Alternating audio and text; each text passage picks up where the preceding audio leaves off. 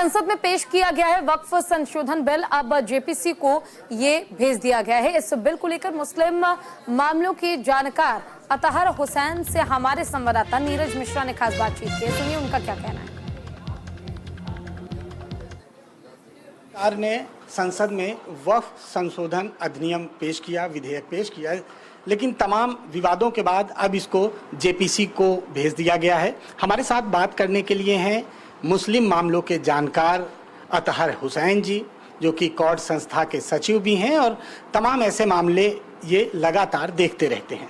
Sir, ये विधेयक आया और इस विधेयक को लेके जो संसद में कहा गया या संसद के बाहर तमाम तरह की दलीलें दी गई कि ये विधेयक जो है बहुत सुधार के लिए है और साथ ही साथ तमाम जो गड़बड़ियां हैं उसको रोकने के लिए है, जनता और मुस्लिम लोगों के हित के लिए है।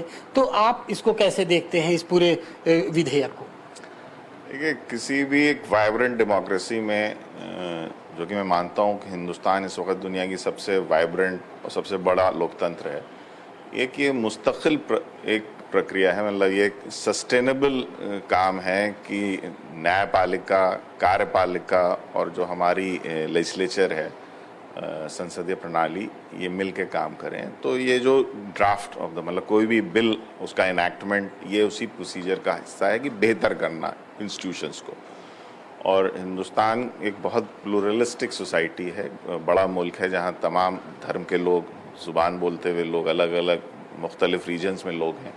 तो उस समाज में आपको एक अच्छी कार्यप्रणाली लाने के लिए आपको लगातार एक बेहतर उन सिस्टम्स को करना पड़ता है। तो वक्फ बोर्ड्स या वक्फ एक ऐसी ही एक इंस्टीट्यूशन है हिंदुस्तान का, और जिसमें तमाम जो 15% मुसलमान आबादी है उसकी जितनी भी प्लेसेस ऑफ वर्शिप हैं, इबादत गाहें हैं, और उसके जो जहाँ बड़े दफन होते हैं, जब वो एक बड़ा रिचुअल होता है मौत के बाद, वो वही जगहें इस्तेमाल की जाती हैं। तो मैं समझता हूँ जो ये एक आंकड़ा आता है कि इतने लाख करोड़ की वक्फ की प्रॉपर्टी, वो 80% वो जो प्रॉपर्टीज़ हैं वो मस्जिदें हैं, इमाम बाड़े हैं जहाँ मजलिस वगैरह होती हैं, दरगाह हैं जहाँ सूफ़ी संत की क़ब्रें हैं, और कब्रिस्तान।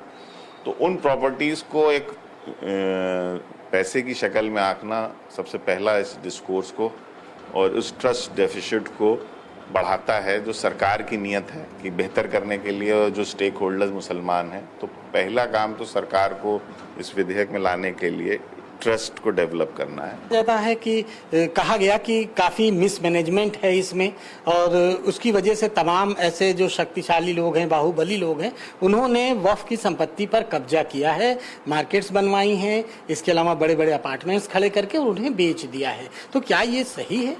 हाँ, देखिए, कई जगह की खबरें हैं कि कब्रिस्तान के आसपास की जगह जो कब्रिस्तान जो खबरें पुरानी हो गई थी, उनको इंक्रोच करके उन ज़मीनों को समतल करके, तो उसमें तो धर्म की और उस विशेष जो उस परिवार के लोग जहाँ दफन हैं उनकी भावनाओं आहत होती हैं।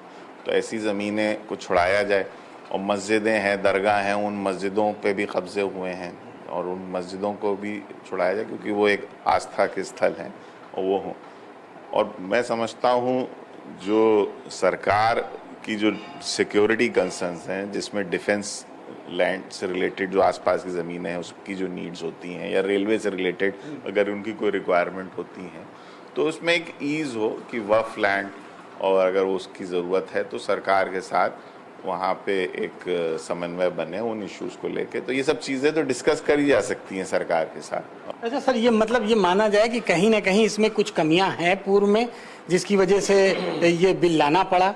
जिस तरह से आपने कहा कि हाँ, कब्जे हो जाते हैं और लोग इसको बेच भी देते हैं, कॉमर्शियल यूज़ भी करते हैं, और ये गरीबों के लिए बनाई संपत्ति और उसका कॉमर्शियल यूज़ करके उससे पैसा भी कमाए। तो ये सब चीज़ें चेंज होनी चाहिए। देखिए, कई संशोधन हुए हैं, मैं बीसियों मतलब स्कोर्स ऑफ अमेंडमेंट्स हो चुके हैं। भाई, मैंने आपसे शुरू में भी कहा था कि एक वाइब्रेंट डेमोक्रेसी में इंस्टीट्यूशंस को बेहतर करने के लिए ये एक प्रक्रिया है कि जो हमारी संसदीय प्रणाली है, हमारा जो लेजिस्लेचर है, पार्लियामेंट, वो कानून बनाता है, एग्जीक्यूटिव यानी सरकार लाती है, और उस पर डिस्कशंस या कोई डिस्प्यूट होगा तो वो बाद में न्यायपालिका में आता है। तो ये एक ऑनगोइंग प्रक्रिया है। ये थे अतहर हुसैन जी, जिनका कहना है सुधार के लिए बिल अगर लाया जा रहा है तो अच्छी बात है, लेकिन समाज को भी और वक्फ बोर्ड के जो मेंबर हैं, जो लोग हैं, उनको भी विश्वास में लेना चाहिए कि तभी जाके जो सरकार की मंशा है वो सफल होगी। कैमरामैन सुंदरम के साथ धीरज।